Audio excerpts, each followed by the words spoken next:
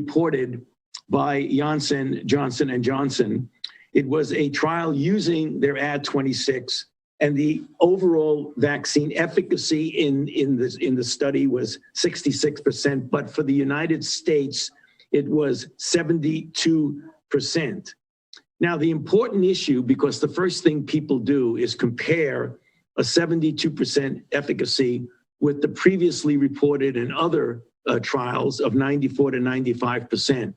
That is true, but when one looks at the potential impact on a very important aspect of what we look at carefully, is namely severe disease, that overall in the United States, in South Africa, and in Brazil, the overall efficacy for severe disease was 85%. And in fact, in the study, including in the South African isolate, there were essentially no hospitalizations or deaths in the vaccine group, whereas in the placebo group, there were.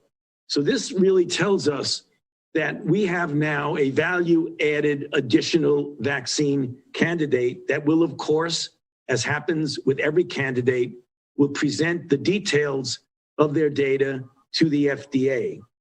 But I want to point out that this has important potential and real implications, both domestically and globally, because as many of you are aware of, this is a single shot vaccine in which you start to see efficacy anywhere from 7 to 10 days following the first and only shot.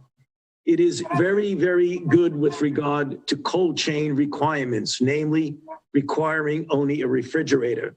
It is inexpensive, and the company is capable of making doses in the numbers of billions.